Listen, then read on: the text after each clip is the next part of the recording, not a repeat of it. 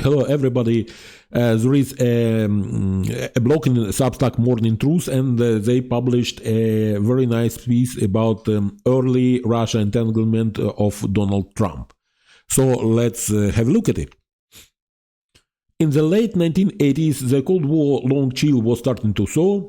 Soviet leader Mikhail Gorbachev had risen to power in 1985 and introduced policies of perestroika, economic restructuring, and glasnost, openness. It's more like transparency, glasnost, because previously, if anything was not according to plan, it was never reported by Soviet press.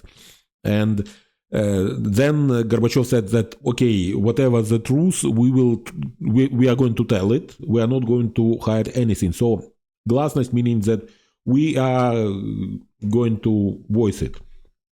It's like voicing the unspoken before truth.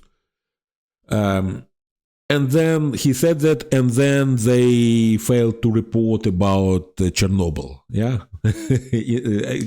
which happened a year later, and they were not reporting it for several days up until Western media started reporting it because they discovered about this catastrophe, and then Soviet Union had to report it as well. But notwithstanding all this glasnost, they were not reporting, but I digress. Okay. His approach was one of detente with the West, a refreshing contrast to the global confrontation of previous Soviet regimes. US President Ronald Reagan, who had branded the USSR the evil empire in 1983, began engaging Gorbachev in high-stakes diplomacy. By 1987, Reagan and Gorbachev were negotiating major arms control agreements, such as the INF Treaty, even as Reagan maintained a hawkish posture. This era straddled tough anti-Soviet rhetoric and an emerging eagerness for rapprochement. Okay, not sure how to pronounce it. Globally, the Soviet Union was struggling. Its centrally planned economy stagnating and its influence over Eastern Europe weakening. Gorbachev reforms aimed to modernize the Soviet system and ease tensions with the United States, but they also inadvertently unleashed forces that would soon lead to the fall of the Berlin Wall and the collapse of the USSR. Amid this landscape, Moscow began cautiously opening up to Western businesses and capital. For the first time in decades, Soviet authorities were exploring joint ventures with American entrepreneurs, hoping foreign investment and know-how might bolster their ailing economy. It was in this context of Soviet outreach and American-Soviet detente that a brash young New York developer named Donald J. Trump appeared on Moscow's radar. It was not at the end of 80s, it was at the end of 70s when he married his first wife, who was Czechoslovakian citizen previously and who was under surveillance of Czechoslovakian state security service. And there are some pieces that are not,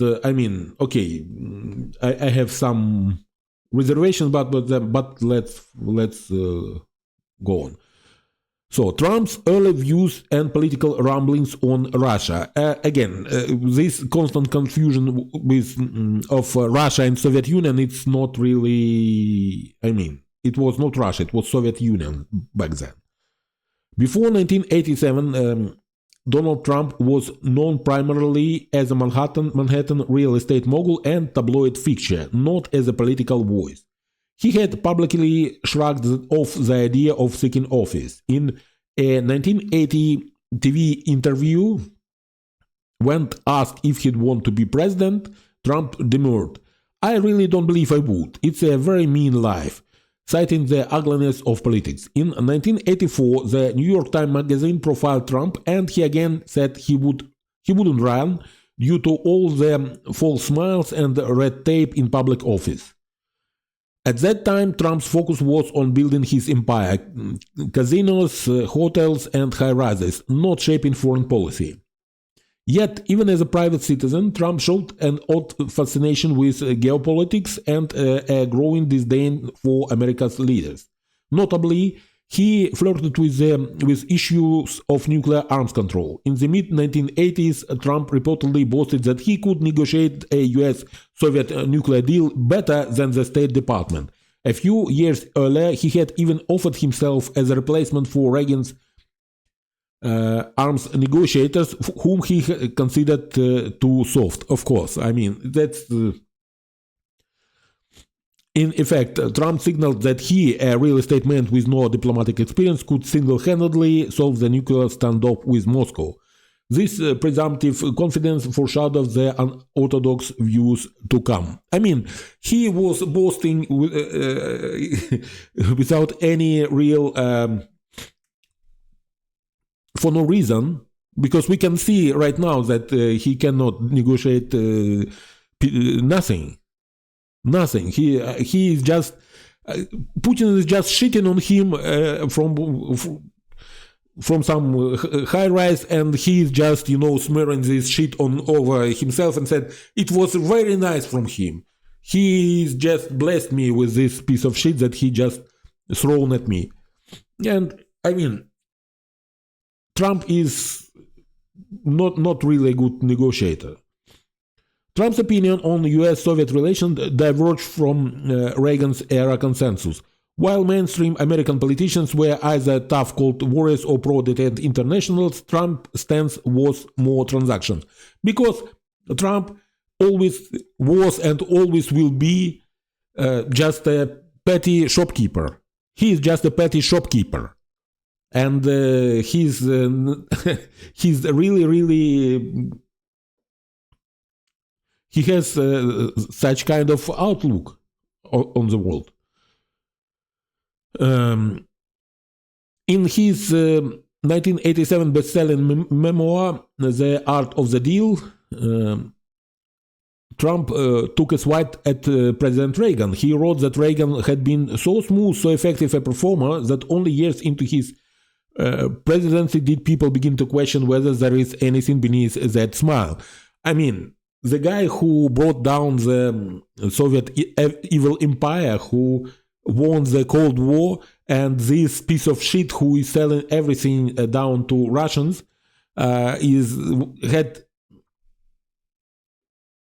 who did nothing of substance himself, actually. Everything he did turned into shit. I mean, Trump. Trump suggested Reagan charm masked a lack of substance. This was a remarkable rebuke. Reagan was a conservative icon to most Republicans, but Trump, then a nominal Democrat, saw him as all show. Trump implied America's leaders weren't truly protecting U.S. interests. Crucially, however, prior to 1987, Trump had not espoused any pro-Russian sentiment per se. If anything, his criticism of Reagan hinted that he might prefer a tougher line. He even invited Gorbachev to dinner during the Soviet leaders' 1988 United Nations visit, an overture more about self-promotion than policy. I mean, everything is about Donald Trump is self-promotion. So all these things is just boasting in order to say that, I mean, it's just acts of self-aggrandizement and nothing else. In a famous prank on December 6, 1988, Trump excitedly greeted a man he thought was Gorbachev outside Trump Tower, gushing, "Great honor," only to discover it was a lookalike impersonator. Trump clearly craved the spotlight in international affairs, but he hadn't articulated a coherent Russian policy yet. There was little evidence of grand political ambition until 1987, when a pivotal trip abroad and its aftermath would mark Trump's first foray into the political stage. 1987 Moscow trip, an unusual invitation. In July 1987, Donald Trump flew to Moscow for the first time, a trip that in hindsight looks fateful. It all began months earlier with an unexpected invitation. Yuri Dubinin, the Soviet ambassador to the United States, had struck up a sudden friendship with Trump. In late 1986, Dubinin and his daughter Natalia Dubinina visited Trump Tower in New York. Dubinina, who was posted to the Soviet United Nations mission, later recounted that her father was deliberate in trying to hook Trump. The ambassador flattered the young mogul lavishly, marveling at Trump Tower, telling Trump it was the first thing he wanted to see in New York. Trump, ever susceptible to praise, melted at once like honey to a bee, Dubinina said.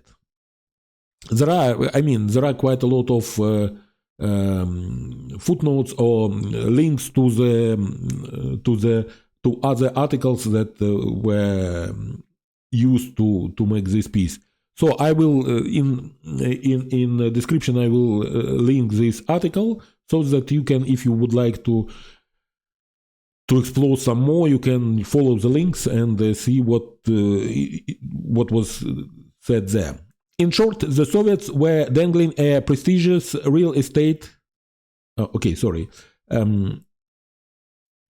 This flattery campaign set the stage. In January 1987, Trump received a formal letter from Ambassador Dubinin. "It is a pleasure for me to relay some good news from Moscow," the letter began.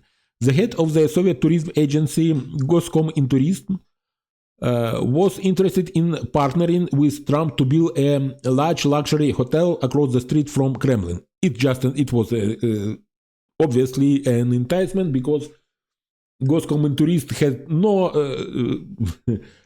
He didn't need Trump to do that. This organization didn't need Trump to do that because Trump had no actual real money.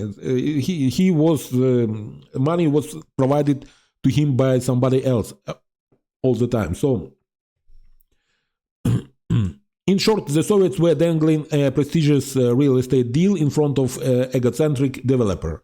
There were many American businessmen who might have loved such an offer, but why Trump? In the art of the deal, Trump himself expressed some wonder. There were many ambitious real estate developers in the United States. Why had Moscow picked Trump? Moscow outreach to Trump was highly unusual. In the Cold War era, the Soviet Union rarely invited Western real estate magnates to talk shop in the Kremlin shadow. Typically, only Arm & Hammer type figures with long ties to Moscow got such treatment. And Arm & Hammer was Soviet stooge since 1920s. Okay. And I actually saw in late 80s, maybe beginning of 90s, I saw the interview with Arm & Hammer, and he was by Soviet television, and he was presented as a very good friend of Soviet Union, and it was really, really, really nice interview that they painted him in a very good light. Arm & Hammer. According to multiple former Soviet officials, the KGB likely had a hand in arranging it. It's not likely, it's for sure that they arranged everything. They dangled this deal that was not going to happen. They were, leading him by the nose. Gorbachev's Politburo was keen to understand American capitalism, and Dubinin's mission as ambassador included cultivating US business elites. No. No, they were cultivating. Late USSR was struggling with deficit of everything. They didn't. There was no first priority to build a luxury hotel in front of just across from Kremlin. If they wanted to build something, it was some kind of factory to produce TV sets or some don't know jeans or some other. Products that will be aimed to citizens to placate them, because it was possible previously with high prices for oil to buy some imported goods and bring them into Soviet Union, And then when the price of oil was very low, it was not possible anymore, and everything was in deficit. So what actually wanted Soviet Union wanted was to bring some know-how about some production of consumer goods, because the Soviet Union was producing tanks, aircraft, and all the rest of it, some nuclear submarines, intercontinental ballistic missiles, but not consumer goods. Consumer goods were not a priority. And so when the glasnost happened, and they said that they will not be shooting people who will voice their displeasure, then it happened so that Soviet people began to voicing that capitalists have everything and we have nothing. Why our fathers and grandfathers struggled so that we have nothing? And so there was quite a lot of talks about bringing some about making some production facilities for consumer goods. I remember that it was all over Soviet TV at the time, and but to build a hotel across the Kremlin, just in front of Kremlin, no, it was not the priority. It was a ploy to entice him, to make him feel important. I mean, what he bragged openly in this 1987 book, Art of the Deal, Art of Bullshit. Actually, it should be called.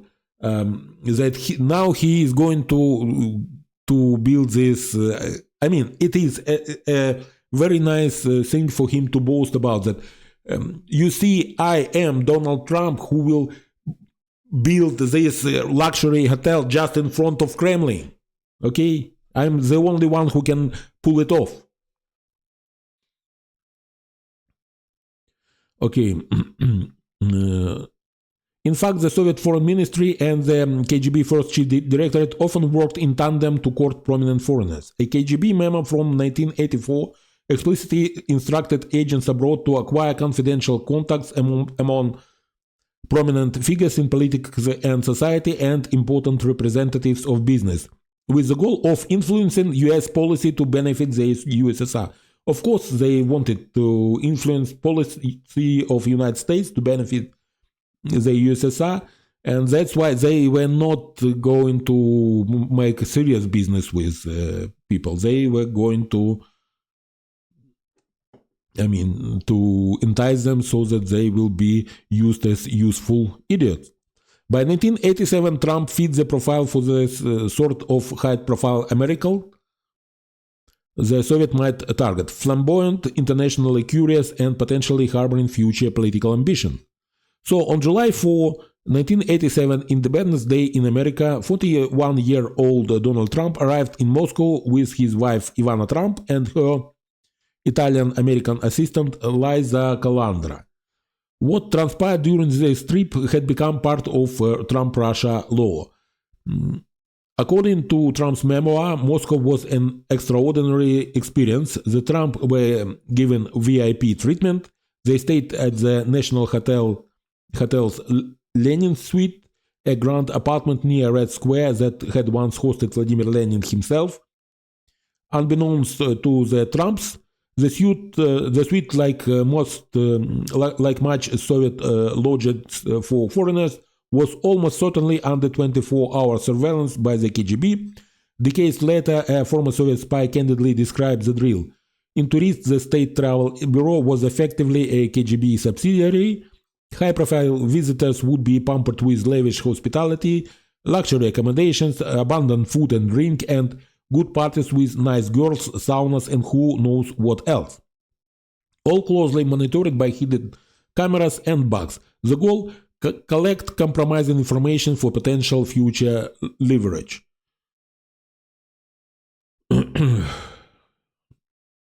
Donald and Ivana Trump took to the sides during. Okay, I think it's captions to this photo. And photo is taken in Petergov Gardens near. It is near Leningrad or St. Petersburg now. So. During the visit, Soviet officials showed Trump and Ivana the grandeur of the country. They toured at least a half a dozen potential sites for a hotel, including several near Red Square. Trump wrote photographs from July 1987 show Donald and Ivana posing in Leningrad's historical Palace Square, the Baroque Winter Palace behind them. Ivana dressed fashionably in red polka dot blues. They also visited the Imperial-era Petergov Palace Gardens outside the city. The backdrop of another photo, this one. This is Petergov.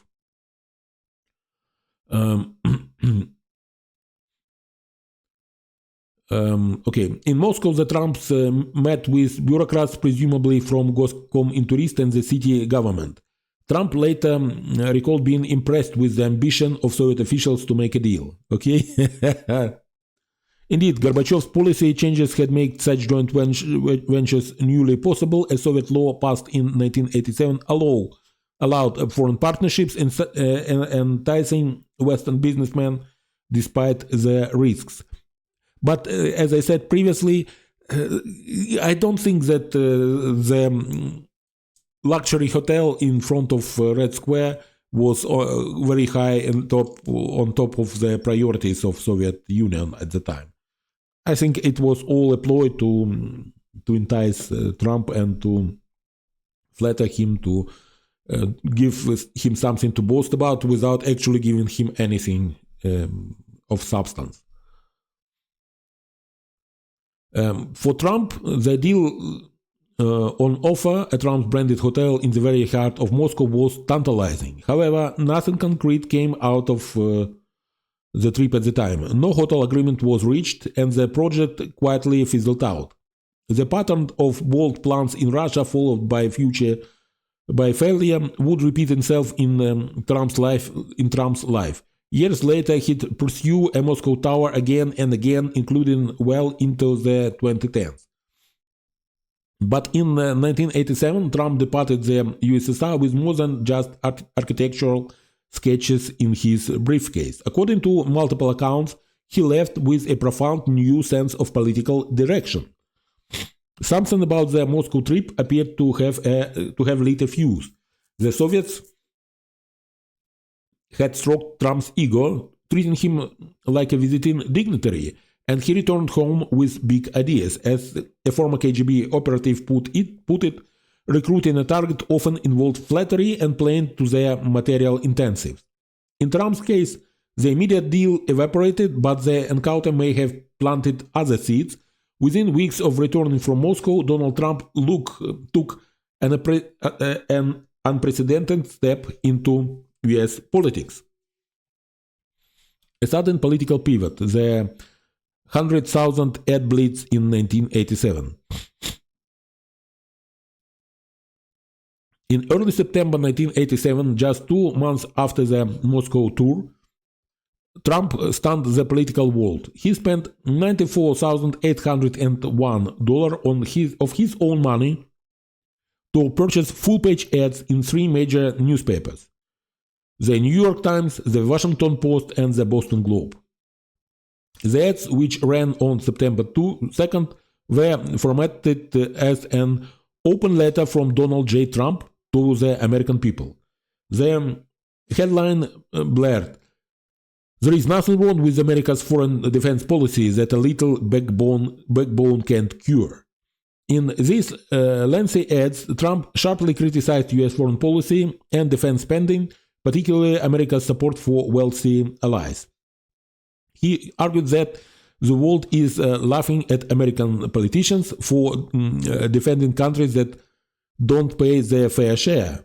Make Japan, Saudi Arabia, and others pay for the protections we extend. I mean, this actually sounds very much like mafia protection record. I mean, and again, this language is very misleading that he is using, and he used it very extensively during his campaign in 2024. Because his favorite phrase was they gotta pay. It was like as if they should pay United States directly with money. I mean, the European allies of United States, that they should send their money to United States. But actually, it was about increasing the military expenditures within within their budget. They were not going to pay anybody. I mean, if they purchased arms from United States, yes, they would be paying United States companies. Maybe it was the incentive that he had just to making. Maybe it was the idea that they're gonna pay, meaning that they should spend more on defense, and doing so they should buy arms from United States, and in such a way paying for their defense to United States. But it is too complex. It was sounded like we are protecting them and they are not paying. So we are providing them with the service, and they are. We have a contract with them that they should pay for this service to us, and they are not paying. So it was really, really dumb and very simplistic way to show everything. So, okay, back to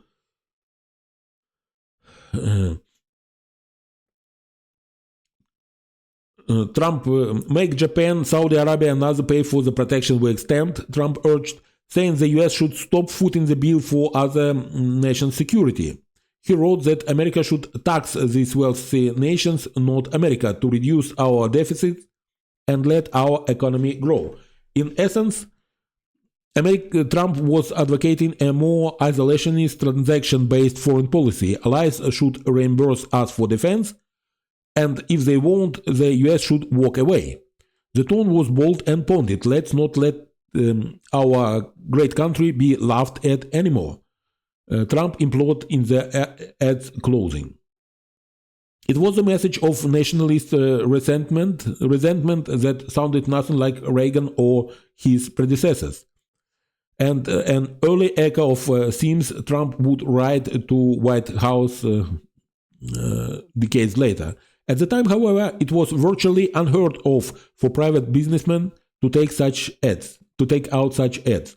Was Trump serious about influencing policy, or was he laying groundwork for a political campaign? The media response was a mix of puzzlement and intrigue. The New York Times ran an editorial gently chiding Trump's simplistic approach, noting it's better to adjust burden share out of a clear understanding of commitments and not out of resentment. Pundits wondered aloud, was this the start of Trump for president campaign? After all, 1988's president race was heating up, and Trump had just planted himself in the debate. Trump, who as ever, initially denied any intent to run. There is absolutely no plan to run for mayor, governor, or United States senator, his spokesman told reporters at the time. He will not comment about the presidency. Okay. Trump himself told People magazine that he hoped some existing politician would see his ads and say, "That's a great idea." But he added, "I have no intention of running for president." Of course, even as he disavowed ambition, Trump fanned the flames. In the first week of October 1987, he told a reporter, "I believe that if I did run for president, I'd win." This not so subtle brag kept the speculation alive. Behind the scenes, Republican political operatives had indeed been courting Trump. A long-time GOP trickster Roger Stone had become a consultant to Trump and was encouraging his political foray. It was Stone who reportedly advised Trump on the 1987 ads, helping craft the message that blasted Reagan-era foreign policy. Another figure, Mike Dunbar, a New Hampshire Republican activist, had been urging Trump to challenge Vice President George H.W. Bush for the GOP nomination. Dunbar helped organize Trump's visit to New Hampshire in October 1987, where Trump was invited to give a speech to the Portsmouth Rotary Club, effectively his first political speech, predating his 2015 campaign announcement by nearly 30 years. Trump's open letter ads were significant not only for their content, but also their timing. They appeared just months after Trump's Moscow trip, leading some to wonder if the visit had influenced his views. In the ads, Trump's core complaint was that American allies, Japan, Western Europe, Saudi Arabia, were exploiting U.S. defense generosity. Interestingly, reducing U.S. military commitment abroad was a stance many in the Soviet Union would have welcomed, as it could weaken Western resolve. There is no evidence that the Soviet dictated Trump's message, but the convergence raised eyebrows later. At minimum, the trip to Moscow seemed to have emboldened Trump's sense of global importance. As political analyst Ian Bremmer would later observe, Trump's worldview in 1987 was remarkably consistent with what he preached decades on. But foreign policy experts at the time considered his ideas simplistic, naive, and dangerous. And they are simplistic, naive, and dangerous right now as well. Trump's 100,000 ad blitz turned heads and introduced him as a maverick voice on foreign affairs. It also cemented a transformation. Donald Trump was no longer just a real estate celebrity. He was now flirting openly with politics. Allegations and rumors. What was really behind the 1987 trip? Ever since Trump's Russia ties became a flashpoint in American politics, investigators and journalists have combed through the 1987 Moscow episode for clues. Over the years, a number of allegations, some well-sourced, others speculative, have surfaced regarding Trump's ties to Russia, dating back to this first trip. Here we break down the major claims and their credibility. The Steele dossier hints.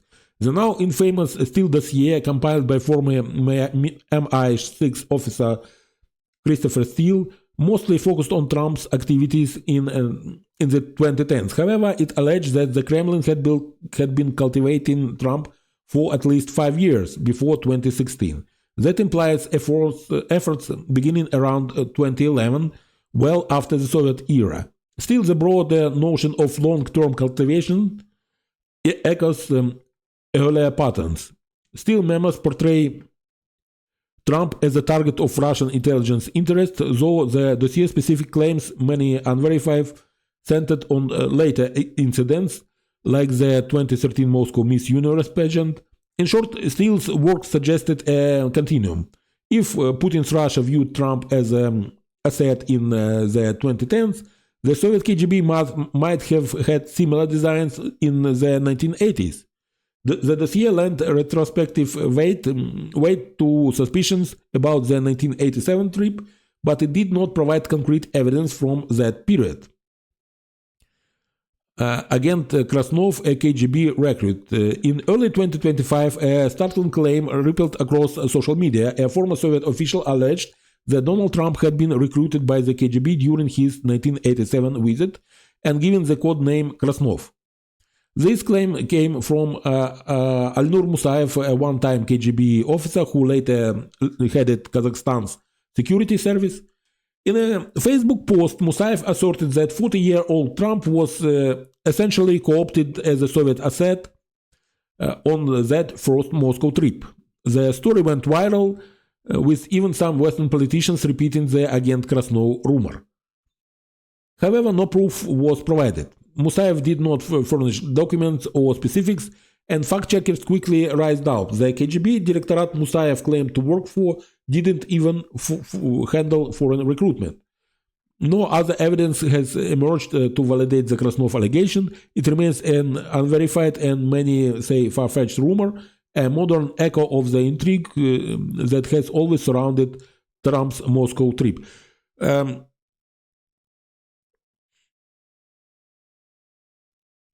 Well, okay, I will not comment on that. Trump himself has dismissed claims that he was ever an agent of Russia for Russia, and there is no declassified KGB file to prove otherwise. Barring access to KGB archives, Agent Krasnov appears more online myth than reality. Okay, let it sleep. Classic cultivation operation.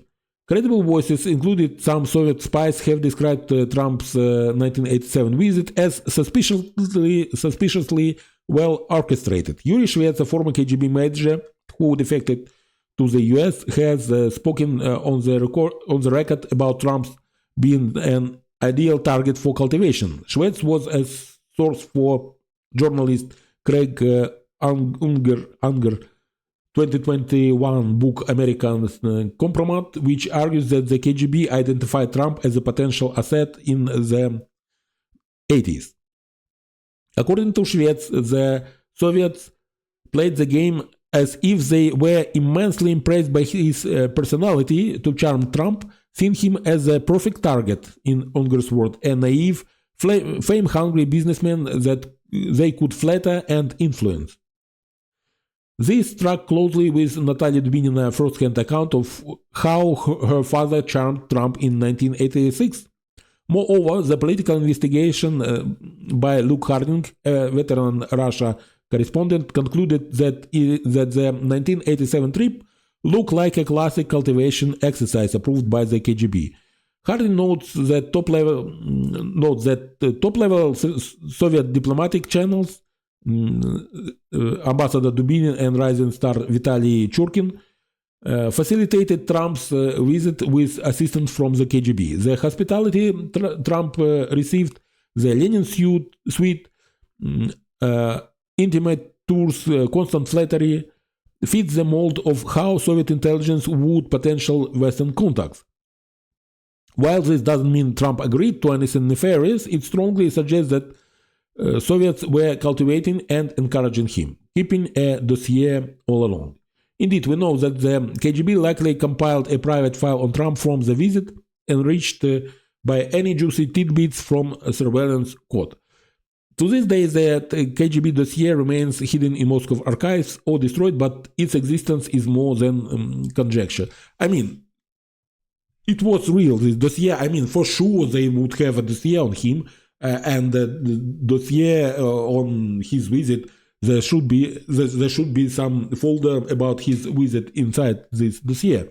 And why anybody thinks that it is destroyed? Czech intelligence report, another piece of the puzzle, comes from the communist bloc interest in Trump, where his then wife Ivana Trump Nizelnichkova was a native of Czechoslovakia, and her father back home had been informally reporting on Trump's to the Czech secret police since the late 1970s.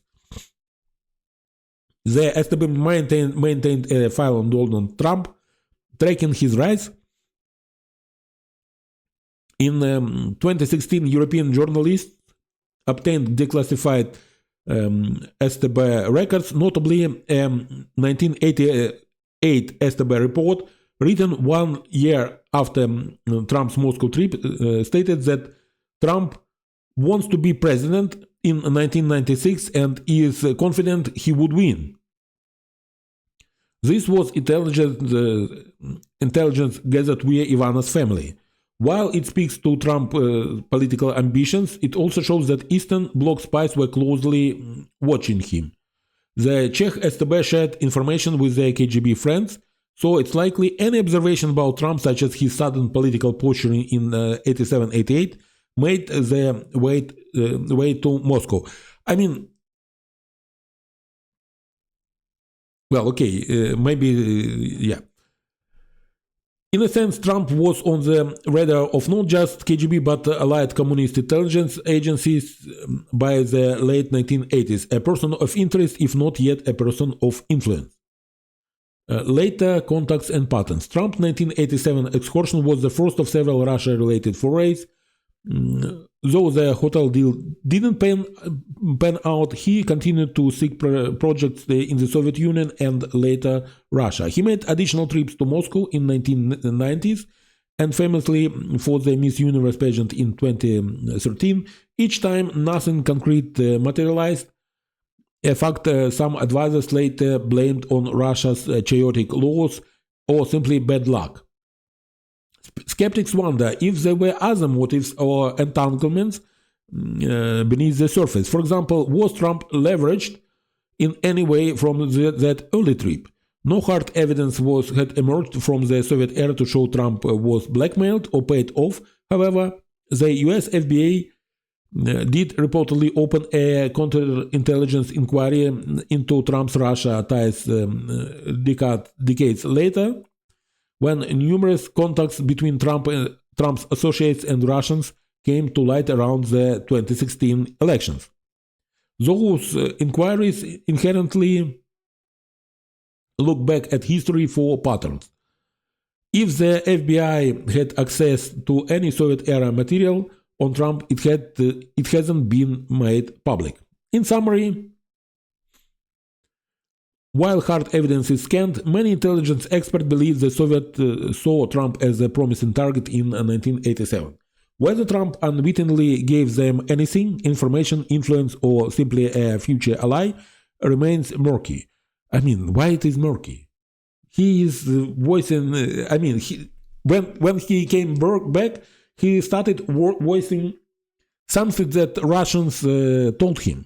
That you are being laughed at, you Americans are being laughed at by everybody. Those Europeans, those Saudis, those Japanese, they're just laughing at you. They're using you. They are ripping you off, and you are fools that you are allowing it to them. You are a great country, and you are allowing to these free riders to mock you in such a way and to live a good life while you are spending your fortune on defending them. So it was very easy to invoke this in this petty, because he knows nothing about how alliances work. He never had in any win-win situation. He is just a zero-sum game guy. I mean, for me to gain, you have to lose. So he is often constantly, because of his greed and avarice, he's always and because he is such a guy who will given the opportunity, he will rip everybody off. So he suspects that same attitude in the others, and he thinks that and his biggest fear is being ripped off and laughed at, that somebody will mock him for being a stupid sucker and falling for some ripoff. Okay, so it was really easy to manipulate them, saying we Russians, we Soviets are very sympathetic to you. We are a great power and you are great power, and to us it is very strange that you are not holding your allies in check, and you allow them to mock you, to the free riding, and you have a huge deficit, you have infrastructure problems, you have so many problems, and at the same time Europeans are living in luxury because they don't have to spend for their defense. They can rely for suckers like Americans to defend them. You see how it would work on such a person as Donald Trump. I mean, it's quite obvious. This I don't think that I don't understand why there is. That, I mean, it remains murky as the road there. Still, this year provided tantalizing recent anecdotes, but is unconclusive for 80s. The Agent Krasnov story is likely apocryphal. Yet multiple credible sources, former KGB officers, STB files, and investigative journalists converged on the view that Trump's first Moscow trip was not just about real estate. It was not about real estate at all. It wasn't about real estate at all, because Soviet Union had no interest of doing something like this. It was just an enticement to come to make them come to Russia, then to have access to him and to work on him. You understand? After it was a moment when geopolitical chess pieces moved and Trump, willingly or not, became a piece on the board. After Moscow, political ambitions ignite. Trump returned from the Soviet Union a changed man by many accounts. Shortly after his open letter ads, he took the next step, visiting New Hampshire, the traditional proving ground for presidential hopefuls. In October 1987, Trump touched down in Portsmouth, New Hampshire, in his gilded black helicopter, a spectacle of arrival for someone who claimed not to be running. He addressed the Rotary Club at a local restaurant, an event quietly organized by Mike Dunbar and other fans urging him to run. Witnesses recall Trump walking the room with confidence and ego. He was flamboyant and dynamic, said one attendee, noting that Trump spoke largely about himself and success. Of course, who you expect Trump to speak about? Only about himself. The content of his talk mirrored the themes of the ads. America was getting ripped off by allies, and it was time to get tough. We are being ripped off and decimated by many foreign nations who are supposed our allies, Trump told the New Hampshire crowd, complaining that we are defending Japan and others for nothing. And don't forget that in 1987, Japan was what is now China. Everything in not to the same extent, but it was fears in United States at the end of 80s that Japan will just destroy their production. I mean, they were outproducing them and outselling them in automobiles. Consumer electronics was completely dominated by Japanese, and so on. And you have even this. Michael Crichton, who later wrote Jurassic Park. And he wrote The Rising Sun, I think the novel was about, and it was set in the same era. I think it was in 1988 or 1980 something, at the end of 1980s, and it was about how Japanese economically conquer America. And I think there was a movie made with Sean Connery, I think, was starring there. Okay.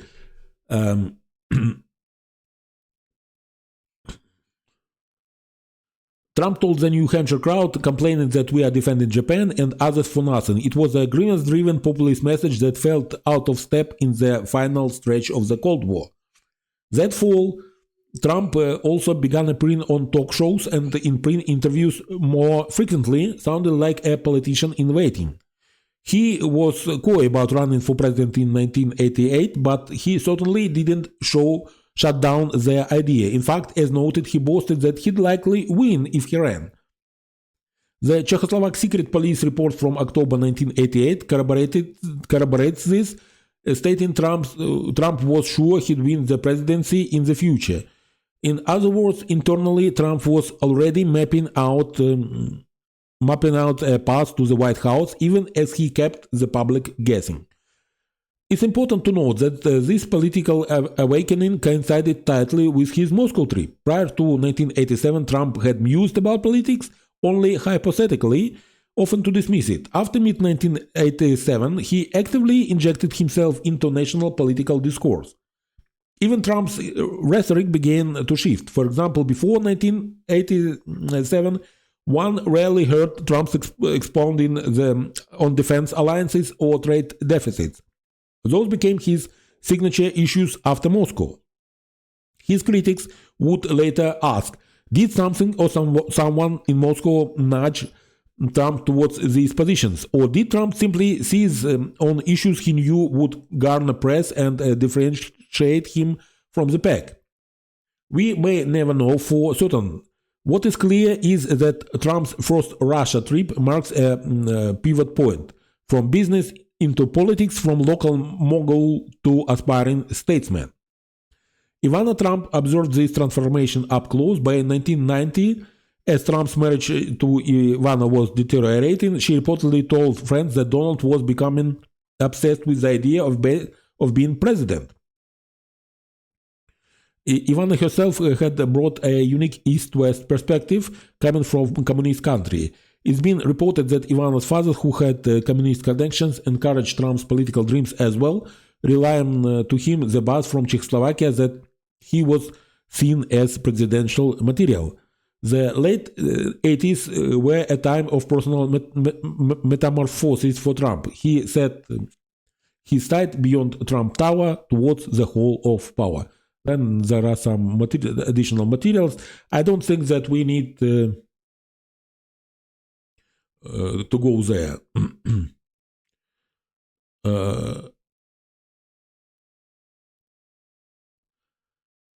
Okay, I think that that's enough for today, because I was going for quite a long time already, almost 1 hour.